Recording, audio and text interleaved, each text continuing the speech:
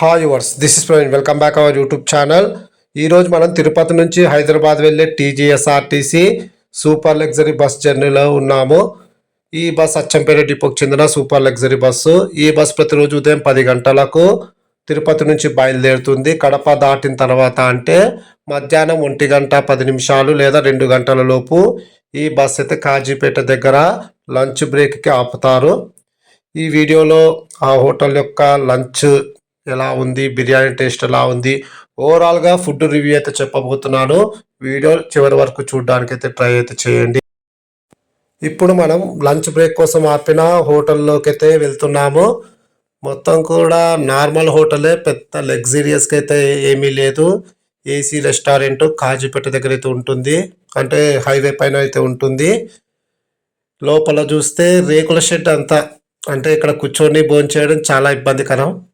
Right side వెళ్తే మనకు hand wash చేసుకోవడానికి అయితే ఉంది.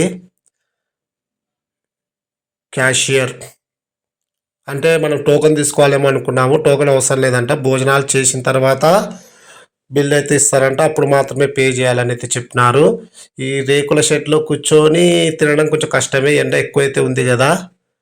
కానీ కొంచెం ముందు వెళ్తే అంటే ఇందులోనే మనకు ఏసీ సెక్షన్ అయితే ఉంది.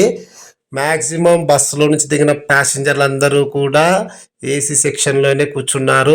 డ్రైవర్స్ కూడా అక్కడే ఉన్నారు చూడండి. అచ్చంపేట డిపో డ్రైవర్ చాలా ఫ్రెండ్లీ, చాలా రెస్పెక్ట్గా మాట్లాడతారు. నేను ఇప్పటికీ 4 times ట్రావెల్ చేసిన కదా ఈ బస్సులో. 4 సార్లు రకరకాల డ్రైవర్సే ఉన్నారు. వాళ్ళు చాలా బాగా మాట్లాడినారు, రెస్పెక్ట్గా మాట్లాడతారు. ఇది నాకైతే బాగా నచ్చింది. అంటే గర్వంగా ఏం మాట్లాడరు, చాలా రెస్పెక్ట్గా మాట్లాడతారు. అందరూ కూడా మ్యాక్సిమం భోజనమే ప్రిఫర్ అయితే చేసినారు. రైస్ అయితే చాలా హాట్గా ఉంది, అలాగే సాంబారు, కర్రీస్, తర్వాత పప్పు అన్నీ హాట్గానే ఉన్నాయి. ఇంకా అప్పడం అయితే ఇస్తారో లేదో తెలియదు. ఓకే, అప్పడం కూడా వచ్చింది. మీల్స్ ఫేర్ 130 రూపాయలు అయితే అవుతుంది. టేస్ట్ అయితే నాకైతే పర్లేదు, బాగానే అనిపించింది. బాగానే అనిపించింది కాదు, హాట్ ఫుడ్ చాలా బాగుంది. పక్కన ఉన్న ప్యాసింజరు 200 పెట్టి బిర్యానీ అయితే తీసుకున్నాడు. బిర్యానీ యావరేజ్గా ఉందని అయితే చెప్పినాడు.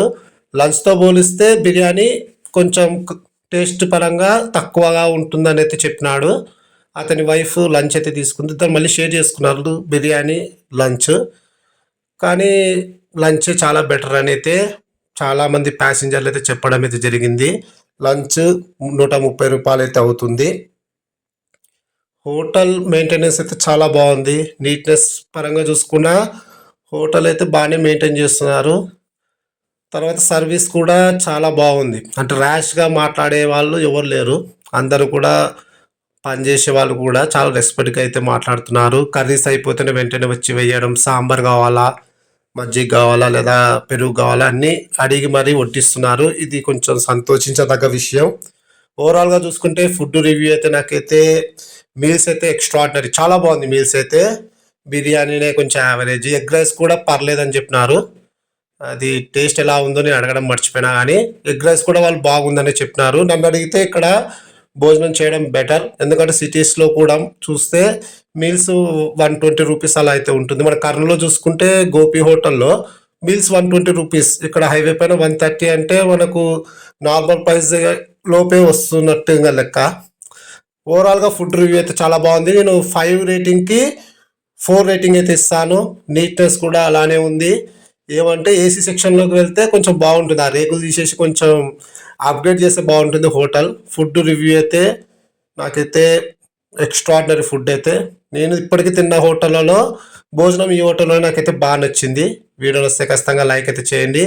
మరిన్ని అప్డేట్స్ కోసం మన యూట్యూబ్ ఛానల్ని ఖచ్చితంగా సబ్స్క్రైబ్ అండ్ పక్కనే ఉన్న బెల్ ఐకాన్ని క్లిక్ చేసి రెడీగా పెట్టుకోండి. Thank you.